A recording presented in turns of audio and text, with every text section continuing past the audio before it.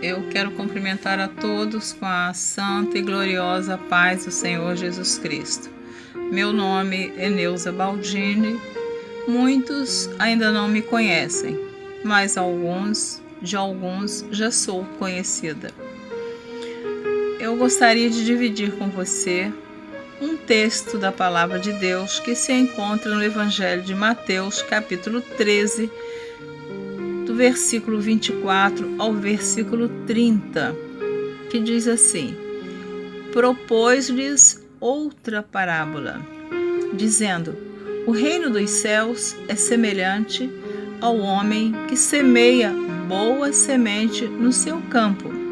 Mas, dormindo os homens, veio o seu inimigo e semeou o joio no meio do trigo, e retirou-se. E quando a erva cresceu e frutificou, apareceu também o joio. E os servos do pai de família, indo ter com ele, disseram-lhes: Senhor, não semeaste tu no teu campo boa semente? Por que tem então joio? E ele lhes disse: Um inimigo é quem fez isso. E os servos lhe disseram: Queres, pois, que vamos arrancá-lo? Porém, ele lhes disse: Não, para que ao colher o joio, não arranques também o trigo com ele. Deixai crescer ambos juntos até a ceifa, e, por ocasião da ceifa, direi aos celeiros: Colhei primeiro o joio, e atai-o em molhos para o queimar, mas o trigo ajuntai-o no meu celeiro. Amados ouvintes desta bendita e gloriosa palavra, esta foi uma parábola que o Senhor Jesus contou para os seus apóstolos e para aqueles que estavam junto dele, porque Jesus estava quase que sempre acompanhado por uma multidão. Mas os seus apóstolos o seguiam de perto. E quando o Senhor Jesus contou esta parábola, a qual foi escrita para nós meditarmos nos dias de hoje, uma coisa me chama muito a atenção nesta parábola, que os servos perguntaram para o seu senhor como pôde ter acontecido aquilo, se foi semeado somente a boa semente na terra. Foi semeado o trigo. E por quê? Quando o trigo começou a crescer, aqueles servos perceberam que tinha uma outra planta parecida com o trigo. E os servos, indo até aquele senhor, disseram: Senhor, não semeaste tu no teu campo boa semente? Por que tens então joio? Amados irmãos, qual é a boa semente? A boa semente é a palavra de Deus. A boa semente é o Evangelho de Jesus Cristo. A terra semeada são nos nossos corações. Porém, alguns permitem que esta boa semente venha nascer, florescer e dar frutos. Porque a palavra de Deus só pode dar bons frutos. Porém, houve um detalhe. No meio dessas sementes, não foi semeada uma semente ruim, foi a semente boa, a palavra. Mas o que aconteceu? Por que apareceu o joio no meio do trigo? No versículo 28, do capítulo 13 do Evangelho de Mateus diz assim: um inimigo é quem fez isso. Um inimigo é quem fez isso. Queridos ouvintes, quando eu leio esse texto, eu fico imaginando quanto que o inimigo tem semeado nos corações o mal, o pecado.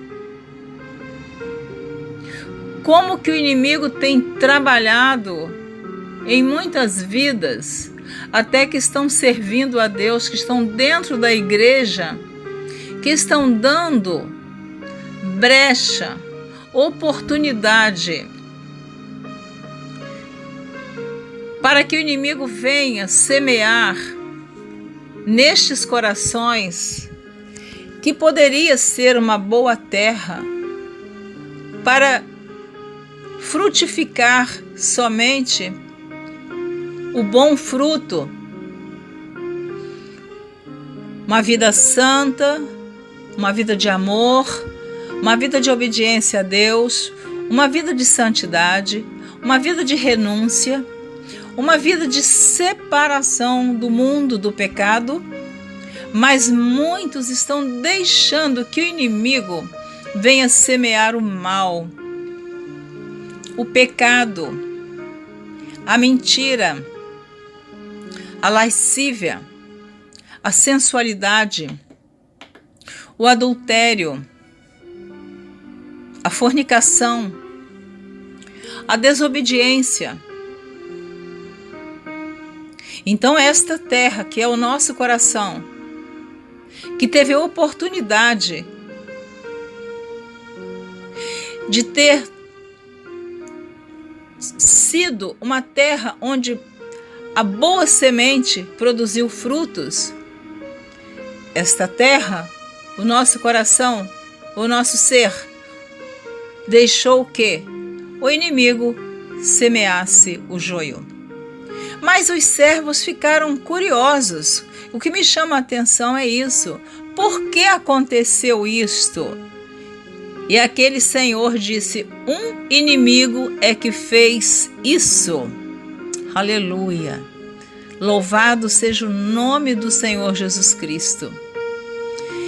Amados irmãos, no versículo 25 do capítulo 13, prestemos atenção, diz assim: mas dormindo os homens, veio o inimigo e semeou o joio no meio do trigo e retirou-se.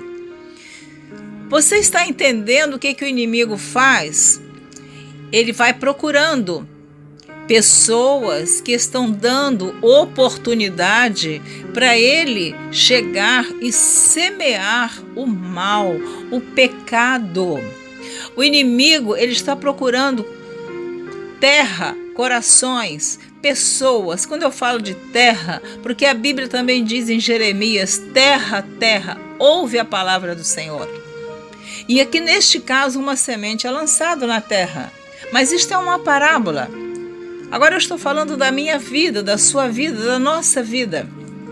Como nós estamos procedendo como servos fiéis que desejamos um dia morar na glória com o Senhor Jesus Cristo? Como tem sido o nosso testemunho? Como nós estamos procedendo dentro da igreja, fora da igreja, no nosso lar, no nosso trabalho, com os nossos amigos? Como nós estamos procedendo para que nós não venhamos dar oportunidade do inimigo semear nos nossos corações o mal, o pecado, o joio? Quem é esse inimigo, irmã Neuza? Este inimigo é a serpente, este inimigo é o diabo, este inimigo é Satanás. Ele anda ao derredor, buscando a quem ele possa tragar. Por isso a palavra de Deus diz no Evangelho de Marcos, capítulo 13, versículo 33: olhai, vigiai e orai, porque não sabeis quando chegará o tempo. Estas palavras foram palavras do Senhor Jesus Cristo. Ele disse: olhai, vigiai e orai. Então nós temos que olhar, temos que vigiar e temos que orar. Está em sintonia com esses três procedimentos. O que aconteceu ali naquela terra, naquela plantação? Aquelas pessoas que deveriam estar vigiando, não vigiaram. Então o inimigo veio e ele semeou o joio. Quando ele terminou de fazer o intento dele, a maldade dele, diz que ele se retirou. Então, amados irmãos, ouçam esta palavra da parte do Senhor, porque a irmã Neuza apenas é um canal que transmite para você, para nós, a palavra de Deus. Mas cada um de nós precisamos fazer uma reflexão, precisamos nos examinar e ver como nós estamos vivendo neste mundo cruel, mau, perverso, contaminado. Vocês se lembram quando Deus deu ordem a Noé para construir uma arca? Porque o mundo tinha se corrompido. O que foi que aconteceu? Noé passou anos e anos construindo aquela arca e avisando o que ia acontecer, mas ninguém acreditou. Então, somente Noé e a sua família entraram na arca e veio o dilúvio e destruiu a toda criatura da terra. Vocês se lembram de Sodoma e Gomorra? Que o pecado tomou conta de Sodoma e Gomorra? E essas duas cidades foram destruídas por Deus? E que Deus só livrou Ló e a sua família de Sodoma e Gomorra porque Abraão intercedeu por Ló? Além de Abraão ter intercedido a Deus por Ló, Deus encontrou em Jó obediência. Ló, não é Jó, é Ló. Ló estava em Sodoma e Gomorra, mas Deus enviou anjos para retirar Ló e a sua família de dentro de casa, sair de Sodoma e Gomorra, porque Sodoma e Gomorra seria destruída. E todos nós sabemos da esposa de Ló, que o coração dela estava preso em Sodoma e Gomorra. A palavra que diz que ela olhou para trás, nós não sabemos exatamente se ela inclinou a sua cabeça, se ela virou todo o seu corpo, ou se o seu coração, a sua mente, estava em tudo de ruim, de pecado que estava acontecendo em Sodoma. Ela não queria deixar aquela cidade. E ela se transformou numa estátua de sal. Então, quando a palavra de Deus nos diz que precisamos olhar, vigiar e orar, é para não darmos oportunidade, não darmos brecha para o inimigo das nossas almas, que é Satanás, que é o diabo.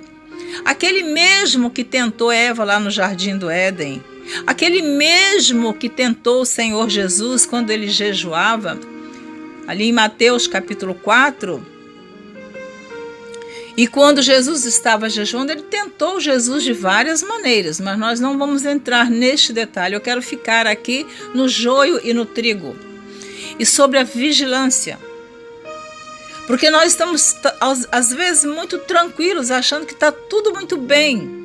Nós estamos indo aos cultos, nós estamos louvando a Deus, nós estamos fazendo parte de um departamento da igreja, nós até somos líderes nas igrejas, nós até somos obreiros, até pregamos a palavra de Deus.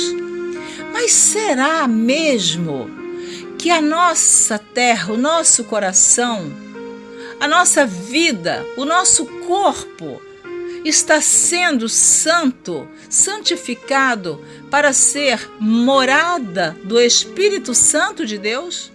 Nós estamos vigilantes ou estamos dormindo? Mas voltando ao enganador, que é Satanás, que na figura da serpente, ela enganou Eva. Quando o apóstolo Paulo escreveu a segunda carta aos Coríntios, capítulo 11, versículo 3, o apóstolo Paulo fez um alerta àquela igreja.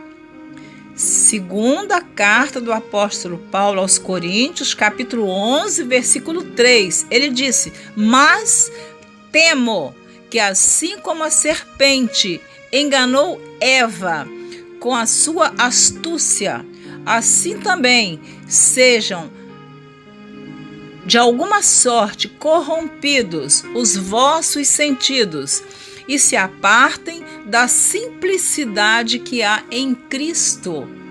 Olha, amados ouvintes da palavra de Deus, que tremenda esta palavra. O apóstolo Paulo estava dizendo: eu temo, eu me preocupo, eu tenho medo que vocês se deixem enganar pela serpente, pelo diabo, por Satanás, assim como Eva não vigiou. Esse dormir aqui, dormindo o homem, não é agora vamos ficar com medo de chegar a hora do nosso repouso, do nosso sono, então a gente tem que ficar acordado 24 horas, irmã Neuza? Não, amados irmãos, nós sabemos que este sono é o sono da indolência, é o sono espiritual. É aquele crente que ele era uma bênção na casa de Deus. Aquele crente, aquele cristão, né? Eu gosto de falar o cristão, porque crente até o diabo é. Crente é aquele que crê. O cristão, o salvo, aquele que já se arrependeu dos seus pecados, que já confessou Jesus Cristo como Salvador. Esse verdadeiro cristão que não adora ídolos, que não mente, que não rouba, que não adultera, que não pratica fornicação, que não pratica o pecado da sensualidade. Aquele crente que é fiel a Deus, fiel à sua palavra, esse crente ele pode deitar e dormir um sono tranquilo, porque o inimigo não tem acesso à vida dele. Ele está blindado pela palavra de Deus.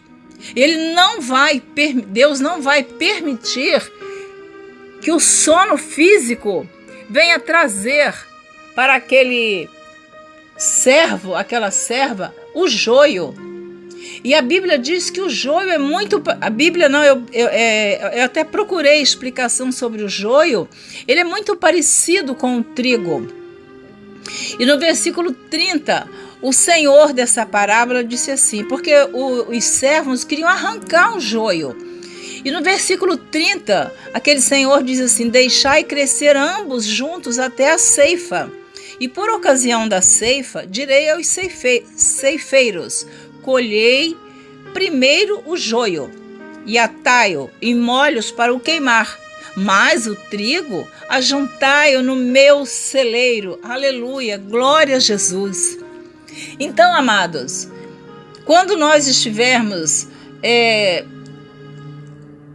meditando nesta palavra, quando você ouvir esta palavra, igual eu estou agora ministrando, eu estou aqui imaginando este joio que está crescendo no meio do povo de Deus, no meio cristão, que estão tendo uma vida de aparência, uma vida de fingimento. Eles não estão enganando a Deus, eles mesmos estão sendo enganados, porque vai chegar o momento da colheita. E quando chegar o momento da colheita, o joio vai ser queimado, mas o trigo vai para o celeiro de Deus. O trigo são aqueles que perseverarem na obediência, na santidade, renunciando à carne, o pecado, não vivendo uma vida de aparência, não vivendo como sepulcros caiados, que por fora está tudo bonitinho, mas por dentro são pessoas mortas, que estão em decomposição, são ossos secos, mas por fora muitos têm uma sepultura muito bonita. Então tem crentes como sepulcros caiados, tem crentes que usam uma máscara. Aparentemente, eles são trigo, mas Jesus sabe quem é o trigo e quem é o joio. Por isso nós não podemos arrancar, porque eu tive lendo aqui um pouquinho só E vou ler também primeira carta de Timóteo, capítulo 2, versículo 14, diz assim: E Adão não foi enganado, mas a mulher, sendo enganada, caiu em transgressão. Ora, Eva não estava dormindo. Ela não estava dormindo, porque Satanás, na figura da serpente, conversou com Eva. Esse dormir é o dormir espiritualmente. Este sono é que é o sono perigoso. Podemos estar acordados, bem de pé, mas espiritualmente estamos dormindo. Então Deus nos fala nesta palavra que devemos vigiar para que o inimigo não venha semear o joio no nosso coração. E que eu e você possamos estarmos vigilantes, porque a qualquer momento o Senhor Jesus vem arrebatar a sua igreja. E ele vai colher o trigo, mas o joio vai ser lançado no inferno, no fogo eterno. É a palavra de Deus que diz, não é, irmã Neuza?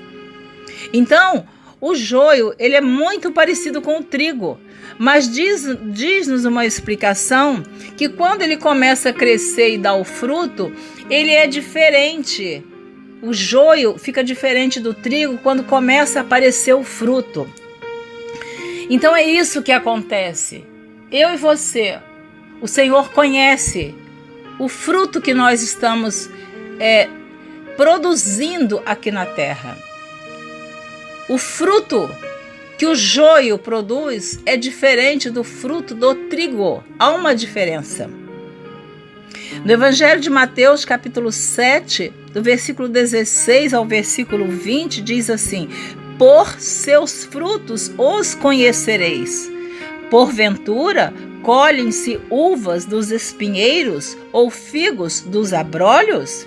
Assim, toda a árvore boa produz bons frutos, e toda a árvore má produz frutos maus. Não pode a árvore boa dar maus frutos, nem a árvore má dar frutos bons. Toda árvore que não dá bom fruto, corta-se e lança-se no fogo. Portanto, pelos seus frutos os conhecereis. Aleluia. Mateus, do versículo 16 ao versículo 20. Portanto, pelos seus frutos os conhecereis. Deixai crescer ambos até a ceifa, e por ocasião da ceifa direi aos ceifeiros: colhei primeiro o joio e atai-o em molhos para o queimar, mas o trigo ajuntai-o no meu celeiro. Glória a Jesus por essa palavra gloriosa, que nós possamos estarmos fazendo parte deste trigo, para que na colheita o Senhor Jesus, ao separar o joio do trigo, eu e você, nós estejamos preparados para fazer parte do arrebatamento da igreja, para subirmos aos céus de luz e viver eternamente ao lado do nosso Senhor Jesus Cristo. Receba esta palavra, estejamos em vigilância, porque o mundo está de uma maneira que nós já não sabemos mais, talvez temos até dificuldade de pregar, porque todo cristão que lê a palavra conhece a verdade. Sabe o final daqueles que não estão em sintonia com Deus, aqueles que não estão em perfeita obediência com o Senhor. Todo cristão sabe que o pecado tem uma consequência, porque o salário do pecado é a morte. Então, eu não quero morrer espiritualmente, eu não quero dormir espiritualmente, eu quero estar acordada, eu quero estar vigilante, como está em Marcos 13:33, o Senhor Jesus dizendo que nós temos que olhar, vigiar e orar, para que o inimigo não venha semear no nosso coração o joio, porque ele semeia e retira-se para procurar outro coração, outra vida, outra terra, para ele semear o pecado. Que Deus nos livra, que Deus nos guarde, que Deus nos proteja, para que estejamos firmes, certos de que a nossa vida está de acordo com a gloriosa palavra de Deus. Portanto, pelos seus frutos os conhecereis. Quais são os frutos que nós estamos dando? São dignos dos celeiros do Senhor Jesus? Fica esta pergunta. Deus te abençoe e até a próxima, se assim você desejar ouvir Neuza Baldini. Deus abençoe, que você seja um abençoado trigo na casa do Senhor. Um abraço, fiquem com Deus.